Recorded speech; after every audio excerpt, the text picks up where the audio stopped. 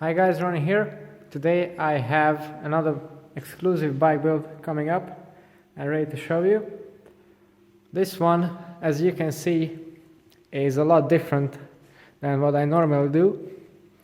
So the frame set is a Pinarello F10/F100 Giro d'Italia limited 100-year edition frame. So it's pretty much the first Italian frame I'm going to build up, and it's quite an exclusive one. The component list, well, that goes on to match that. So the wheel set, Zipp 454 NSW carbon clinchers.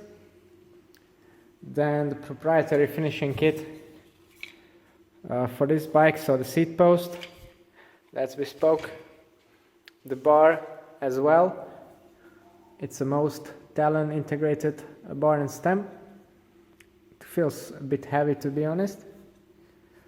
Then Selle Italia pink, again Giro 100 edition saddle. Then for the smaller bits, this is the expanded plug, stem top cap, Kogel ceramic pulley wheels, Quark red D0 power meter, Kogel Italian threaded bottom bracket. Now this is a bit of a first for me. Actually, since most new bikes are press fit, this one is a rare example that's threaded, so it's going to be the first threaded BB bike I'm going to build as well. And then a monstrous 1136 cassette, more on that later. A set of compact chainrings, a set of SRAM-RAD 22 brakes, and a SRAM-RAD eTap Y-Fly group set, plus of course some lizard skins part tape to finish that off. Now for the gearing, it's going to be pretty extreme, and the reason for that is that this bike belongs to an older gentleman who likes to ride the Alpine Sportives, so for example the eTap de Tour. So he really wants those extra low gears, and this way he will get just that, so he can spin up every mountain he thinks of.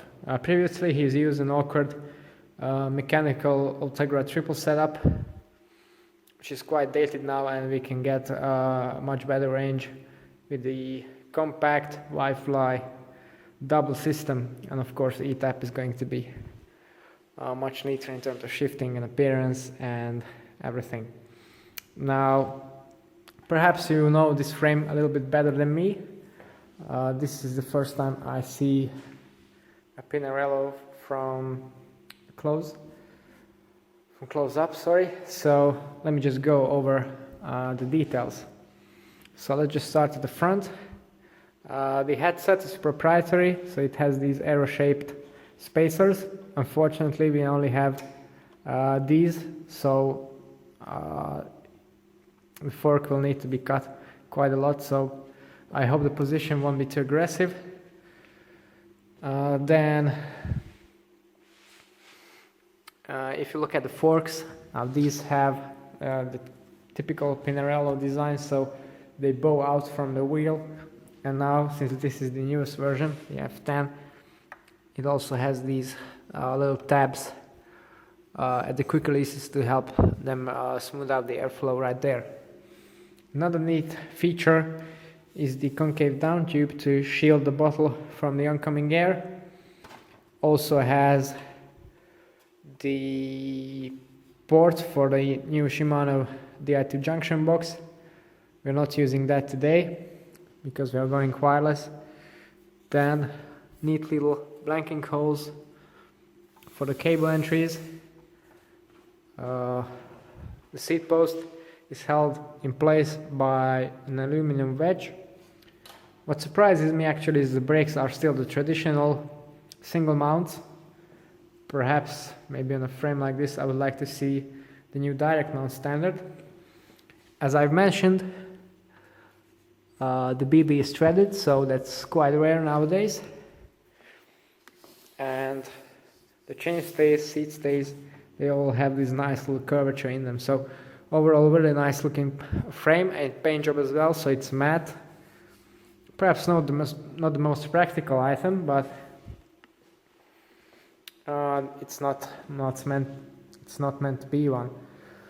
As for the graphics themselves and the paint job, I have to point out that from such an expensive frame, I think actually the graphics aren't all that top notch. They are okay, but I've seen better on cheaper frames. Let's just leave it at that. Okay, so overall, very exclusive, very cool build. Just not waste any more time and start building it up.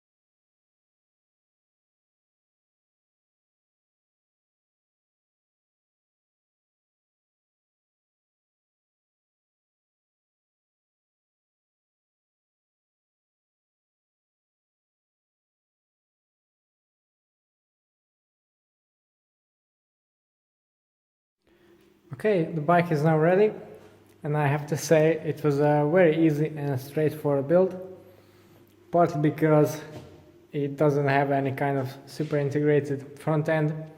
It has standard brakes, very easy to set up, even a threaded bottom bracket, so I guess it was done completely in under 3 hours. So very friendly bike from a mechanical or from a mechanic's perspective. Yeah, so again, just finishing tape and bar tape as on the Madone earlier, and basically the whole build went on without any complications. Regarding the Y-Fly group set or the SRAM Red Y-Fly derailleur, I think they are very conservative with the specification on this, because over on that bike the B screw is wound almost completely out for the 32 cassette, which should be the maximum, and this is a 36.